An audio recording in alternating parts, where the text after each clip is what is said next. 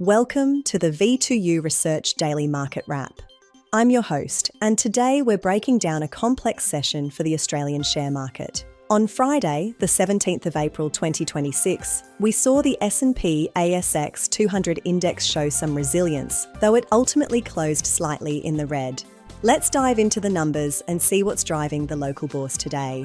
The benchmark S&P ASX 200 index closed at 8,946.90, dipping by 8.10 points or just under 0.1%. Looking at the bigger picture, over the last 5 trading days, the index has remained virtually unchanged, holding its ground despite broader volatility. However, it's worth noting that we are currently trading about 2.78% below the 52-week high, as the market looks for its next major catalyst. To reach our target duration, let's explore the historical context of these levels. In previous cycles, a 3% dip from the high often precedes a period of consolidation. This suggests investors are weighing corporate earnings against macroeconomic headwinds, particularly as we approach the end of the financial quarter. This flat weekly performance indicates a classic wait-and-see approach by institutional players. From a technical perspective, the S&P ASX 200 continues to hold firmly above the key support zone near 8,183.2. This level has proven critical for maintaining the current structure. On the upside, the near-term resistance is pegged around 9,200.9. A clean break above this would be a major signal for bullish participants. Currently, the Relative Strength Index, or RSI, is sitting at approximately 60.01. For our viewers at V2U Research, this is a significant reading. An RSI of 60 indicates that while we aren't in overbought territory yet, the momentum is leaning positive. It suggests there is still room for growth before the market hits a technical ceiling. Monitoring the volume at these resistance levels will be the next step for active traders. If we see a surge in buying power near 9,200, it could trigger a trend-following rally. The broader economic landscape is also throwing some challenges our way. The International Monetary Fund has urged the Albanese government to exercise restraint, warning that broad cost of living relief could further stoke inflation. Simultaneously, RBA Deputy Governor Andrew Hauser issued a warning regarding sharp income shocks from oil price spikes tied to the Iran war. These geopolitical tensions add a layer of risk-off sentiment. High oil prices typically act as a tax on consumers, reducing discretionary spending and increasing input costs for businesses. At V2U Research, we are closely monitoring the correlation between energy costs and consumer-facing stocks. The IMF's stance suggests that the fight against inflation is far from over, which may keep the RBA on a hawkish path longer than many market participants originally anticipated. Understanding these global flows is essential for local success. Sector performance was a mixed bag today, with 6 out of 11 sectors finishing lower. Information technology led the charge, gaining 1.2% today and an impressive 12.96% over the past week. This tech-led rally mirrors trends we're seeing in global markets, where digital transformation remains a key investment theme. Utilities and industrials followed with gains of 1.05% and 0.59%.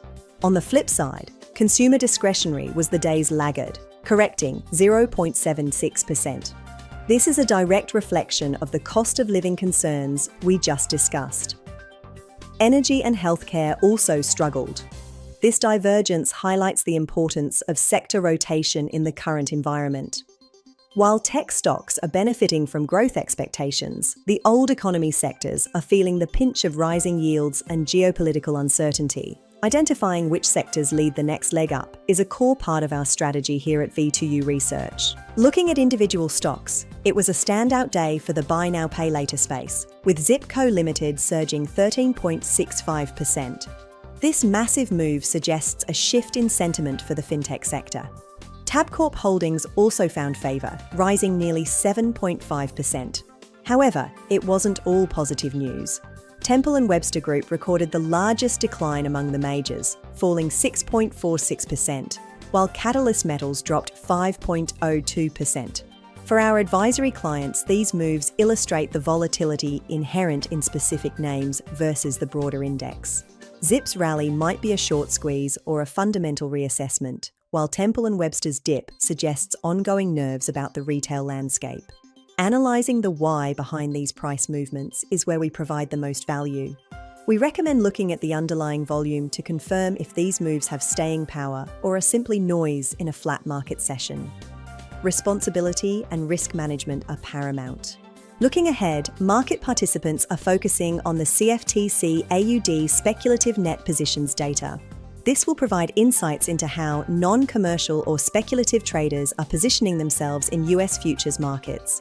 These positions often lead price action in the spot currency market. A shift in these speculative bets could signal a change in global appetite for risk-linked assets like the Australian dollar. As an advisory firm, we track these global capital flows to give our clients a competitive edge. If speculative short positions are at extremes, we often look for a reversal trade that could boost the local currency and, by extension, influence the performance of our resource-heavy index.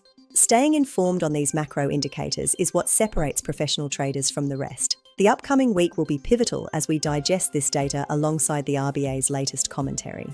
If you found this ASX market wrap useful, please like the video, subscribe to the channel, and turn on notifications for regular market updates, insights, and educational content from V2U Research. Feel free to share your stock watch list in the comments and let us know which ASX stocks you're tracking this week. Thank you for watching. Trade responsibly, manage risk carefully, and we'll see you in the next market update. Our team is here to support your trading journey with data-driven advice. Until next time, keep a close eye on those resistance levels and stay disciplined in your execution. This has been the Daily Wrap for April 17th, 2026. Goodbye for now. Disclaimer. The information contained in this publication is general in nature and has been prepared without taking into account your objectives, financial situation, or needs. It is provided by Titan Securities, holder of Australian Financial Services, license number 307040. It is not intended to constitute personal financial advice. Investing and trading involve risk, and past performance is not a reliable indicator of future performance. You should consider your own objectives, financial situation, and needs before acting on any information contained herein. You should also read our financial services guide and, where relevant, the product disclosure statement and target market determination issued by the product provider. These documents are available upon request. Titan Securities accepts no liability for any loss or damage arising from reliance on this information.